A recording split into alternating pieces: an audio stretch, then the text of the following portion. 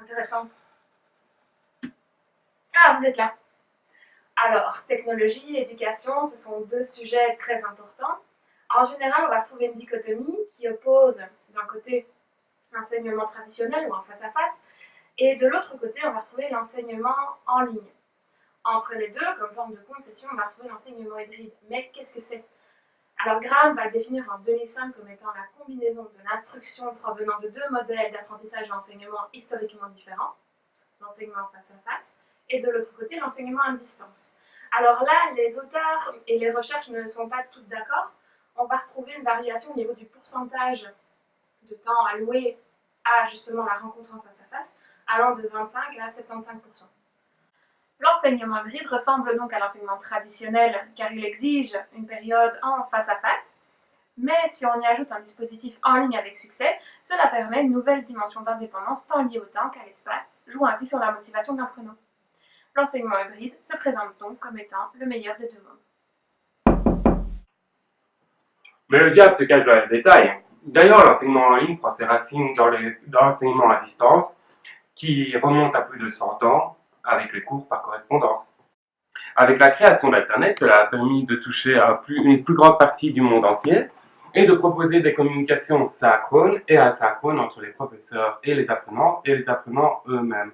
D'ailleurs, l'enseignement supérieur et l'enseignement de promotion sociale a bien perçu ce bénéfice qui permet plus de flexibilité pour les apprenants qui ne savent pas forcément venir aux cours en face à face traditionnels.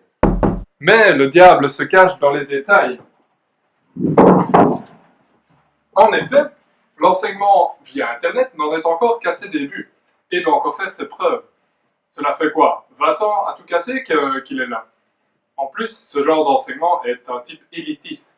Donc c'est bien pour les enfants qui sont doués, qui peuvent faire des recherches complémentaires, mais quid des enfants les plus faibles? Ils ont besoin d'une classe avec le support d'un professeur, car seuls devant leur écran, ils vont avoir du mal à trouver la motivation nécessaire à apprendre et à s'autoréguler. Quoi, tu cherches la bagarre? Ouais, Allez! ok.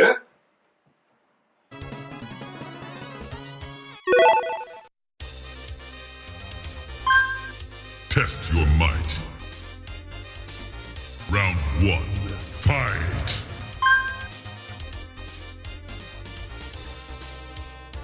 Et toi, n'as-tu pas été redirigé vers un cours de remédiation en ligne après un échec? Si. J'explique. Après un échec à un examen d'anglais à l'université de Liège, Yannick fut redirigé vers un cours de soutien en ligne. Résultat, après avoir suivi les cours donnés par l'ordinateur, il a à nouveau échoué. Conclusion pour les élèves les plus faibles, l'enseignement en ligne est un véritable fléau. Les ordinateurs ne sont pas des pédagogues. Mais, Point. vous savez, l'enseignement hybride... Oh, c'est toi!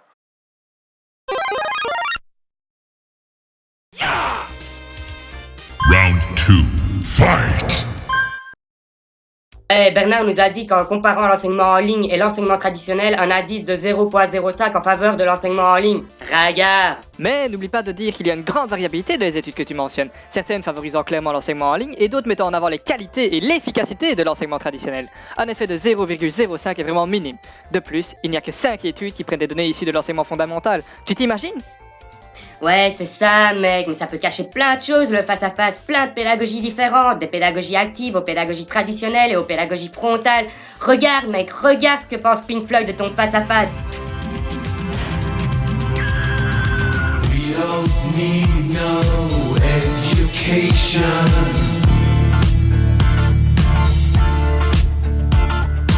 We don't need no thought control. No dark sarcasm.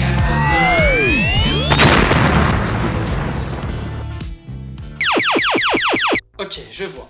Mais prenons l'exemple de l'université d'Evry. Celle-ci a plusieurs campus à travers les États-Unis et propose deux types d'enseignement pour tous ses cours. On peut soit les suivre en ligne de chez soi ou aller en classe pour suivre le cours avec un professeur en chair et en os. Les programmes sont les mêmes, tout comme les tests, les travaux à rendre, les manuels, etc. Eh bien, il s'avère que les étudiants suivant le cours de manière classique obtiennent de meilleurs résultats que ceux derrière leur écran. Espèce de plouc! Selon Mintz et ses collègues, les étudiants en conditions d'enseignement en ligne ont performé modestement mieux en moyenne que ceux ayant appris la même matière qu'avec un enseignement traditionnel. Ils ont eu de meilleurs résultats que ceux ayant suivi un enseignement en face à face, avec une taille moyenne de l'effet de 0,20 en faveur des conditions en ligne. Vous pouvez pas m'écouter. Oh, chut.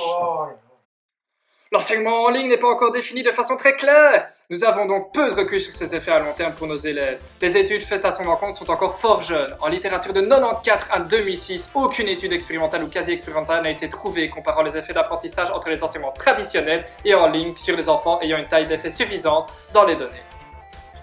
Ah ouais, Bernard, dans sa méta-analyse en 2004, déclare qu'il est primordial de comprendre et apprendre à élaborer des structures favorisant les interactions à la fois entre apprenants et avec le contenu. Pas mal.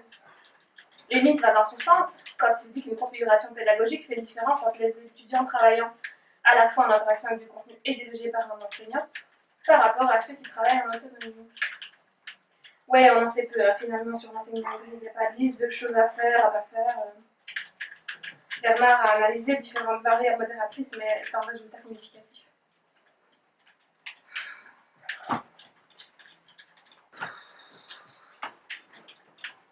Mintz, il a d'ailleurs comparé l'enseignement hybride à l'enseignement traditionnel et il a remarqué qu'il y avait une ampleur d'effet moyen de 0,35.